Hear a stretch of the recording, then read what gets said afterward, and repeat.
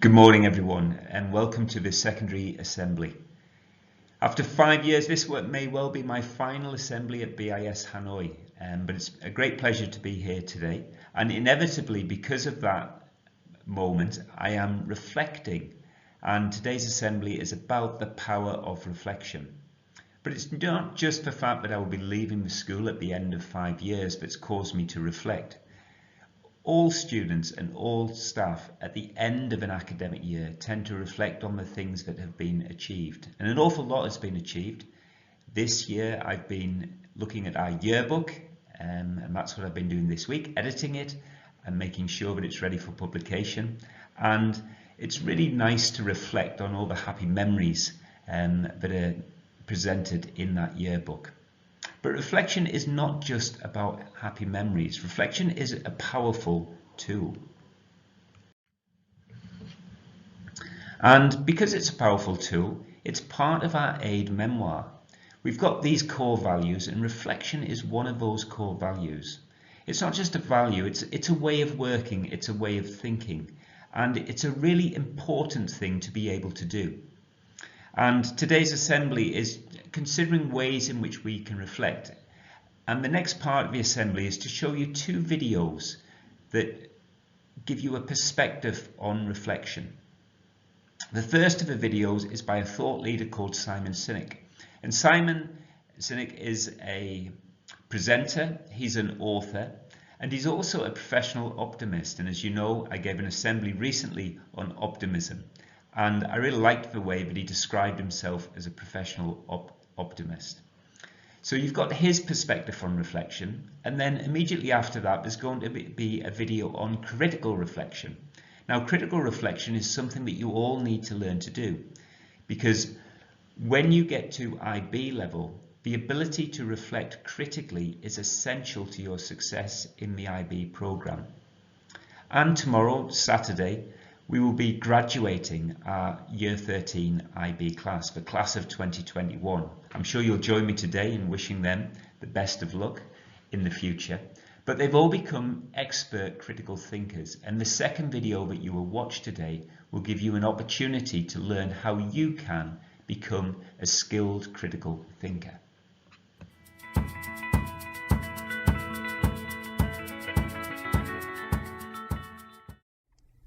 What role has reflection played in shaping your personal growth?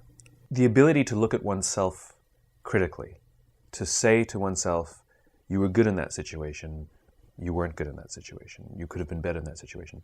Not to be overly critical, meaning you're always at fault if something goes badly, or not to be so filled with hubris that you think everything you did was fine and it's always the other person, but be able to sort of separate yourself, to look at the situation from as if you were the third party, evaluating it.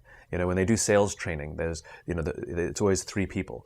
One who pretends to be the salesman, one who pretends to be the customer, and one who observes. And then they all take turns, and the one who does the learning is the observer. So the question is, can you be your own observer? Like, can you replay a situation? And so self-reflection has been huge for me, and I've been huge into it for many, many, many years. The ability to say, okay, I can take some responsibility for the outcome of that, good or bad, and I can learn to do that again, or I can learn to spot those situations and avoid them in the future.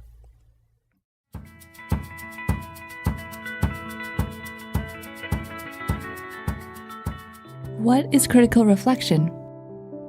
We reflect all the time. Anytime we think back on something that happened and imagine how we might do it differently next time. Critical reflection is similar, but involves a more formal process.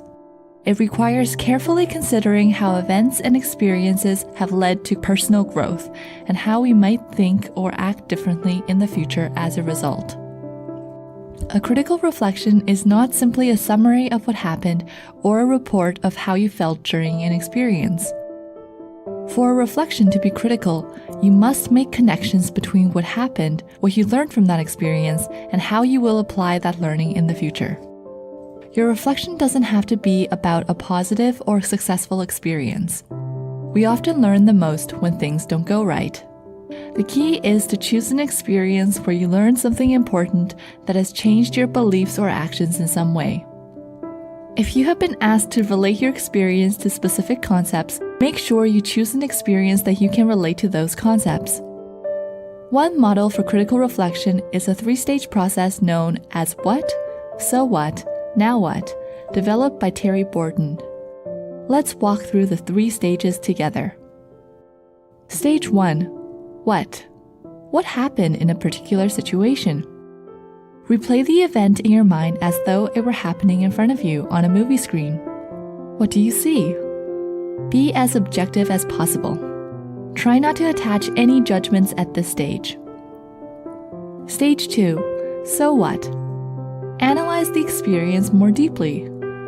What was important about the situation for you? How does this experience connect to course concepts? What did you learn? Stage 3. Now what? This stage is about applying what you've learned. How have you changed or grown because of this experience? How will you think or act differently in future situations because of this experience? What are you going to do next? Remember, whatever you are reflecting about, be sure you provide specific examples, explain the significance of what happened, and relate your experience to course concepts. Finally, be sure to explain what you've learned and how you will apply this learning in future situations. For more advice, examples, and templates for writing reflection papers, visit writeonline.ca.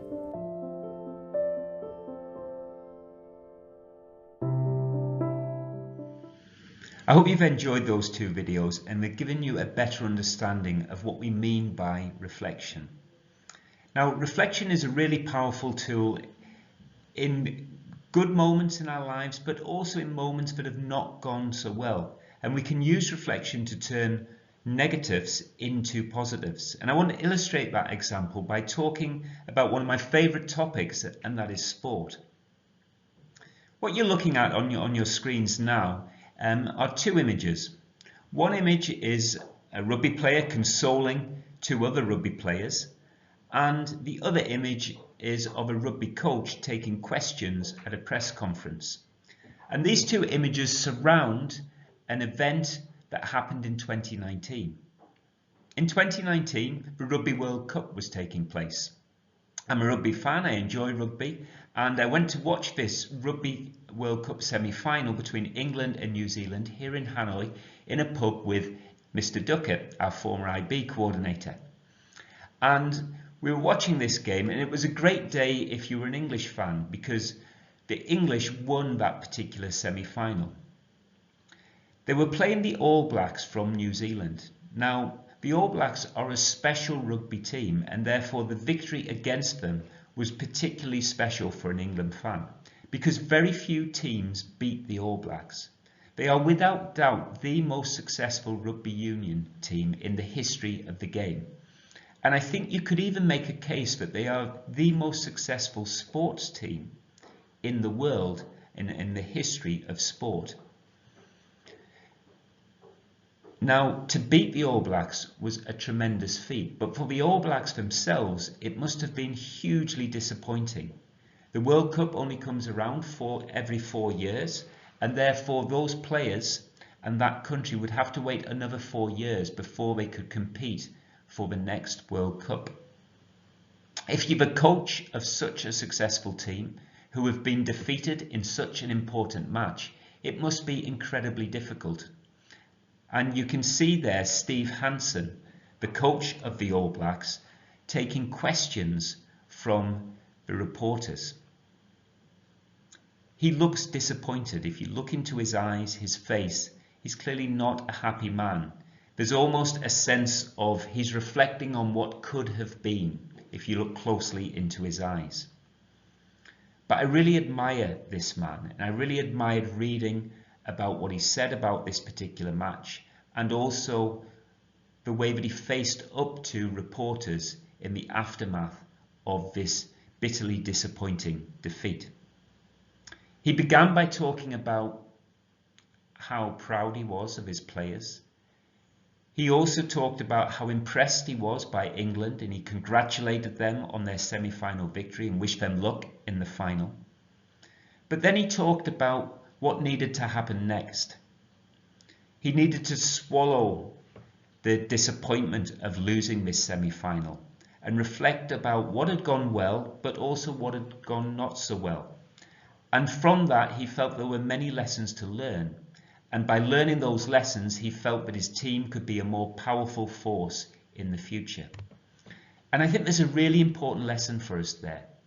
When we face something difficult, or when we've had a challenge and it hasn't come out how we would have liked it to have come out, and we've been disappointed, we need to reflect on that challenge, confront it, and see if we can learn lessons from it.